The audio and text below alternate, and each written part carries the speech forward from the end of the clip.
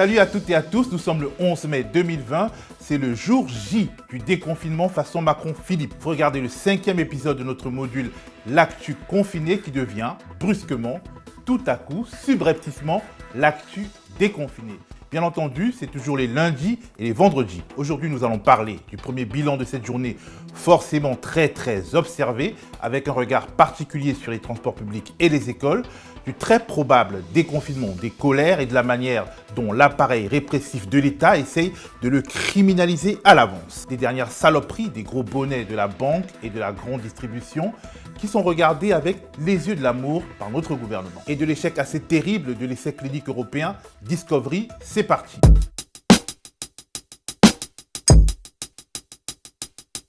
Aujourd'hui, c'est le jour J, que dis-je, le D-Day d'Emmanuel Macron. Souvenez-vous, c'est l'éditorialiste de l'Obs qui en parlait le 21 avril dernier. Dans un article assez grandiloquent, il comparait alors notre situation à celle de Robinson Crusoe. Notre président a sans nul doute lu vendredi ou Les Limbes du Pacifique de Michel Tournier et suivi à la loupe la vie de rescapé de Robinson Crusoe.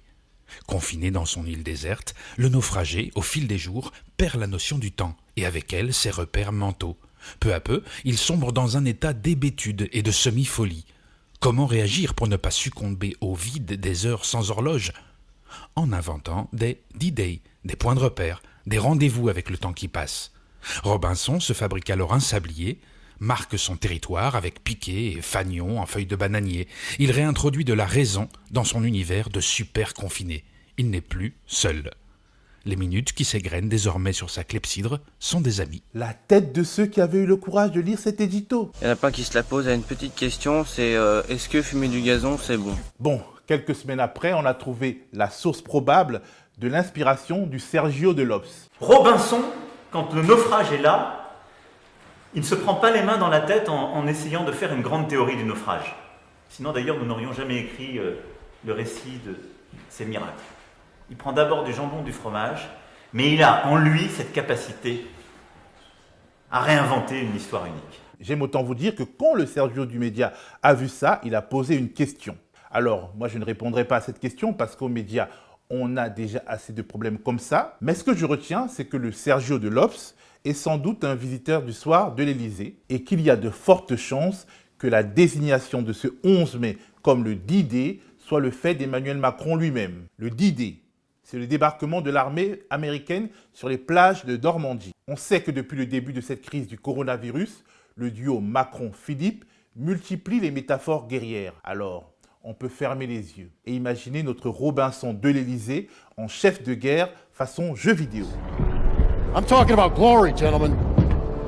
Ça a de la gueule, non ? Oui, mais bon, le storytelling, ce n'est pas la vraie vie. Et la vraie vie du premier jour du monde d'après ressemblait beaucoup à celle du monde d'avant, en tout cas dans les transports en commun en Île-de-France. Oui, la distanciation sociale est tout bonnement impossible à respecter dans cette rame de métro et les stickers posés, collés au sol paraissent bien ridicules actuellement. Alors ces passagers, on ne peut pas leur en vouloir parce que nous étions avec eux à la station Saint-Denis, porte de Paris. Ils ont attendu ce métro 40 minutes. Il a eu 40 minutes de retard et ils nous disent tous qu'ils n'avaient pas le choix, qu'ils sont obligés de monter dedans parce qu'ils doivent aller travailler. Au passage, n'oublions pas que pour un grand nombre de travailleurs modestes qui ne pouvaient pas se permettre de se confiner, le 11 mai n'est pas un jour J du tout, comme vous le voyez sur ces images prises par un employé dans le secteur des services le 7 mai.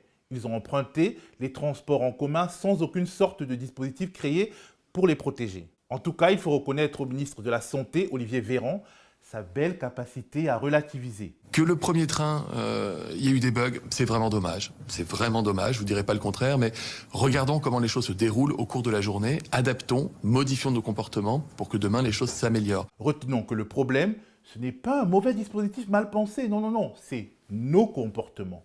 Et aussi que les pontes de la SNCF et de la RATP aiment bien mener les journalistes par le bout du nez. Reportage à Gare du Nord ce matin. Se faire virer 4 fois par la Sécu parce que la com de la SNCF voulait que les journalistes soient à Saint-Lazare. Je me suis déjà fait virer 2 fois de la Gare du Nord parce que je faisais des photos dans le RER. Est-ce que je vais essayer d'y retourner une 3e fois ? Absolument. Ridicule de devoir demander une autorisation qui est systématiquement refusée pour pouvoir shooter sur les quais RER SNCF. Les mêmes qui viendront quémander des photos pour leur com. Dans le monde d'après, le ministre de l'Éducation nationale, c'est toujours Jean-Michel Blanquer et il a toujours un beau talent d'humoriste. Il était ce matin sur Europe 1. Ce qu'a dit la Société de pédiatrie française et de nombreux pédiatres justement et scientifiques, c'est qu'il y a plus de risques à rester chez soi qu'à aller à l'école. Bon, nous sommes allés sur le site de la Société française de pédiatrie et tout ce que nous avons trouvé, ce sont des propositions datant du 27 avril pour permettre aux enfants avec des pathologies chroniques de retourner à l'école comme leurs petits camarades. Rien à voir avec l'affirmation de Jean-Michel Blanquer. Monsieur le ministre, nous vous savons très occupé, mais pouvez-vous nous passer un lien vers une revue scientifique sérieuse qui accrédite votre thèse? On ne voudrait pas que des opposants ou des séditieux vous disent « You are fake news, you are fake news ». Bien entendu, on suivra le retour à l'école dans nos prochaines émissions. Je ne sais pas si vous l'avez lu, mais en cas de réponse négative, faites-le. Cette enquête publiée par le portail de France TV Info nous raconte l'échec terrible de l'essai clinique Discovery, qui devait nous mettre tous d'accord sur les pistes prometteuses et les pistes à abandonner au sujet du traitement du Covid-19. Mais rien n'a fonctionné comme prévu. Déjà, par manque de solidarité européenne, seuls les Français étaient chauds.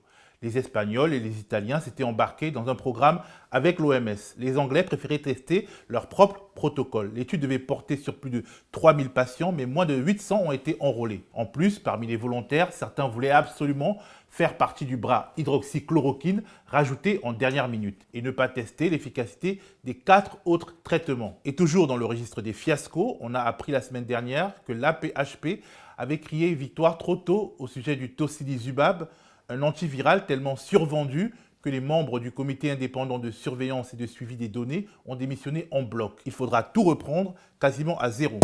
Avant, pendant et après le confinement, le capitalisme français ne perd pas le nord et il ne peut pas se plaindre que l'exécutif d'Emmanuel Macron ait une autre boussole que la sienne. Un exemple, le soutien direct et fanatique de la Macronie au secteur bancaire contre les Français les plus modestes. C'est une histoire de fou qui a commencé au Sénat. Laurence Rossignol, élu socialiste, a introduit une mesure dans le projet de loi sur l'état d'urgence sanitaire. Objectif, protéger les ménages fragiles des frais et commissions pour incidents bancaires pendant la durée du confinement. Logique quand on sait que les chiffres du chômage sont arrivés à un niveau historique, que les intermittents, intérimaires, auto-entrepreneurs et autres précaires n'ont plus de quoi vivre et que la famine revient en France.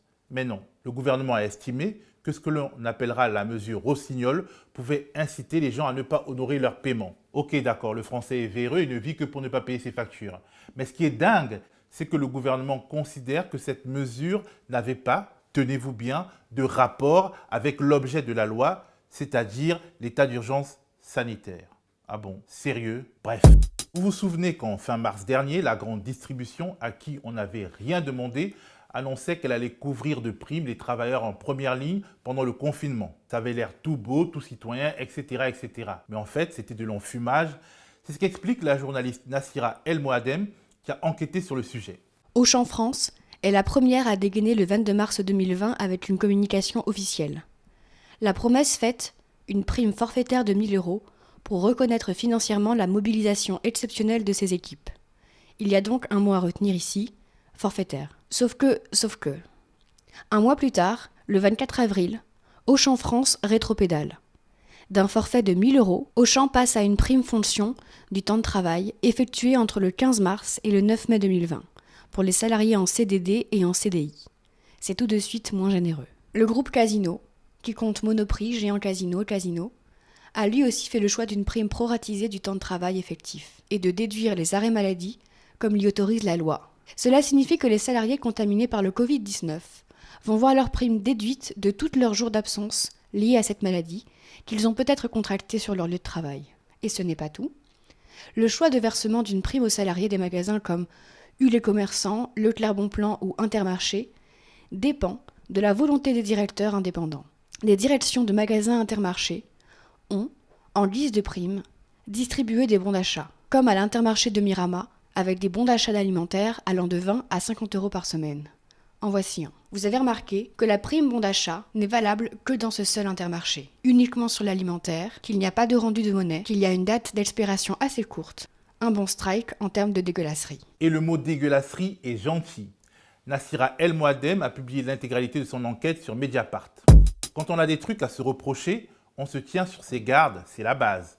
Du coup, On comprend la littérature complotiste produite par les services de renseignement de la République. Ils ont fait fuiter sur France Info et dans Le Parisien le contenu d'une note de 15 pages qui nous révèle que...